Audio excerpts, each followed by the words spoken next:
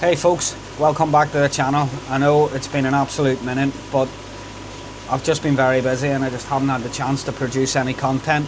But I wanted to throw this video together to let you know the koi food that I'm going to be feeding this season. It's the new Sakai and Hikari collaboration called N20. I think it's exclusively being sold by Absolute Koi.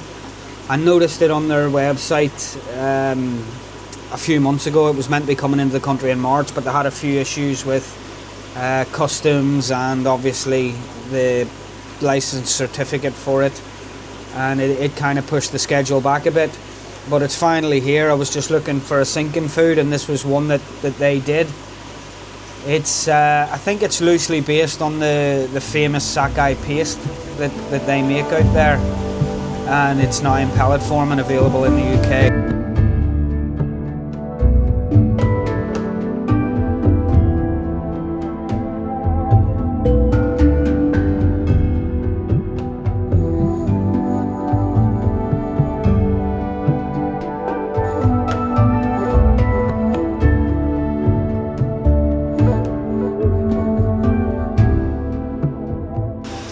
I went and picked up a bag of that the other day, along with a bag of Saki Hikari Colour.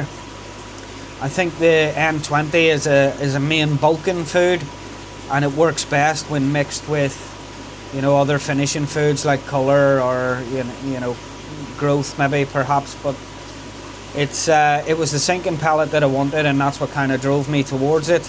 I did try that. Is it that 360 food that I've seen a few people using, but I didn't. I just think I'm going to stick with the Hikari brands, to be honest. The issue I'm having now though is the koi pond temperature. You might be able to see it on the wall behind me. It's 16 degrees. We were away on holiday. As some of you may know, we've got a new puppy. And we haven't been able to go abroad because nobody really wants to leave him. So we were camping in Healing Island off the south coast. It was absolutely lovely and the dog really enjoyed it. But 2 days after we got back last week, the Thermotec inverter heat pump decided to shit the bed. And the temperature dropped from 23 degrees to 16 degrees in 4 days, which is not ideal, and the fish are not happy. I did get my electrician engineer out from work to have a look at the pump, and he stripped it down and worked out that the inverter board is absolutely knackered. So I got on the heat pumps for pools, heat for pools, something like that, as I was kindly passed a phone number from the Yorkshire Section Koi Society, and it's almost 800 quid for a new board. And I just felt like that's extortionate. So, given that the heat pump's sort of 6-7 years old, I just bit the bullet and ordered a new one, which is coming tomorrow, I think Monday.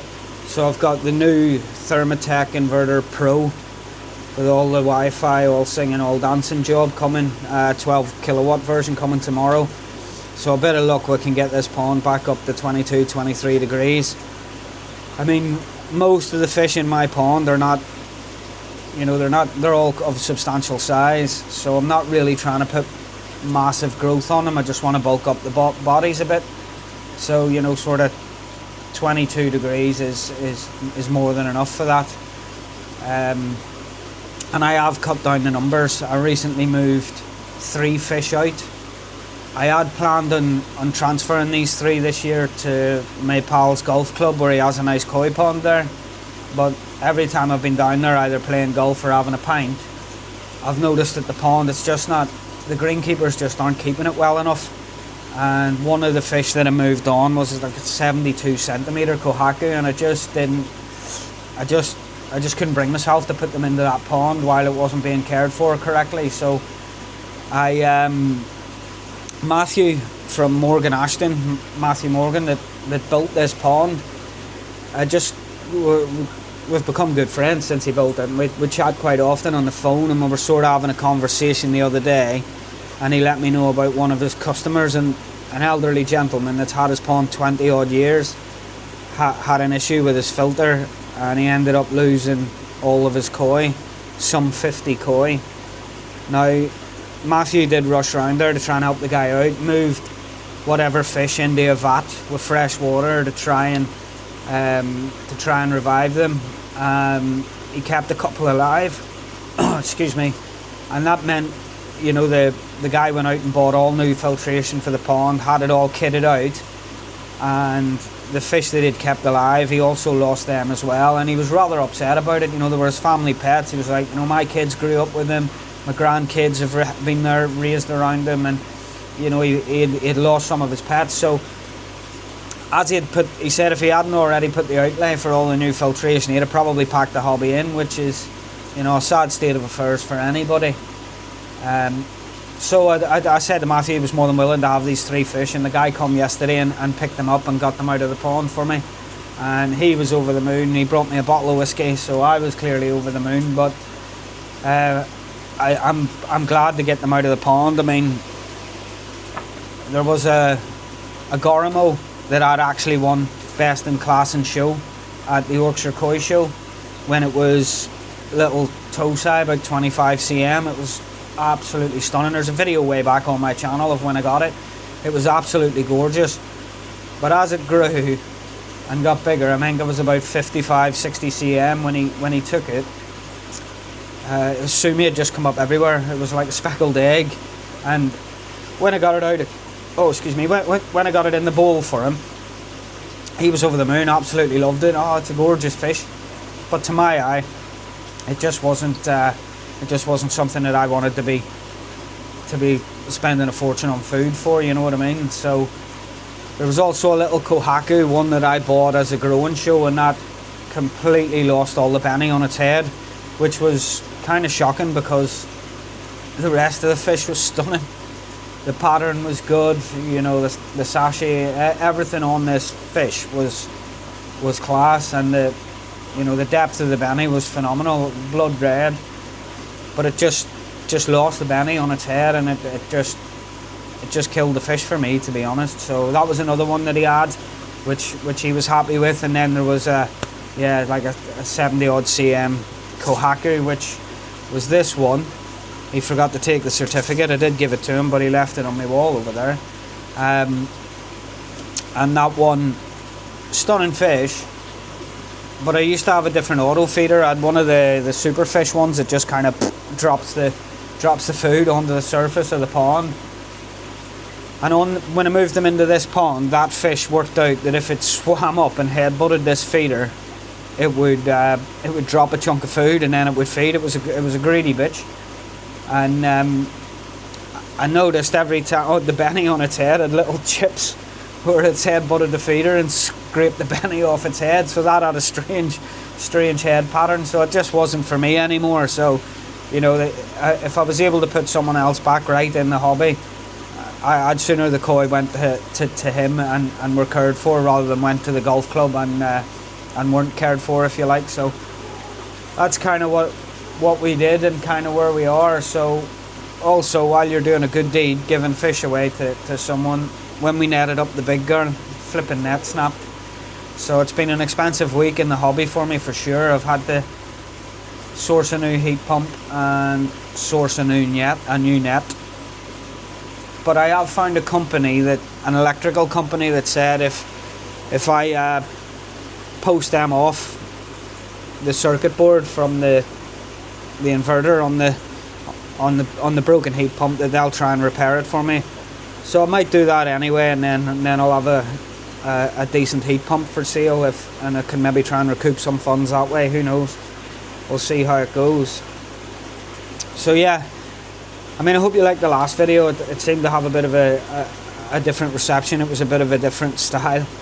But what I have had is I've had so many messages about the ceramic coating on the windows, and everyone's asking me, you know, what I did, what was on it. So I will put a video out with the products that I used and how to use them. But it is absolutely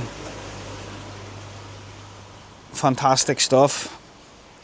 I mean, it was weeks ago when I did these windows. I have cleaned the inside of them since, obviously, because they would just be covered in algae completely, but the glass itself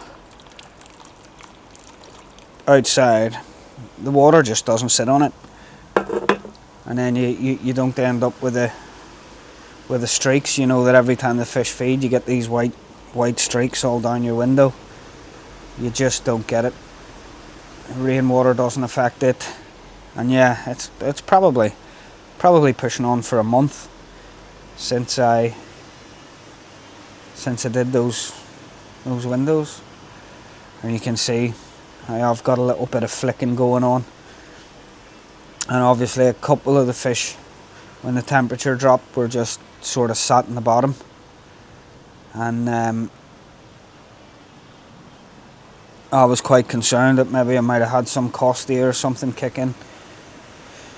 But I got a few out and scraped them the other day, and there was absolutely nothing. I had three fish out, and I did 3 slides on each fish, and nothing. I couldn't find a single thing, not even a fluke, which surprised me, because I was expecting to have flukes on board. But yeah, the fish I have left seem happy. I've also turned the air off. I prefer it with the air off, I think.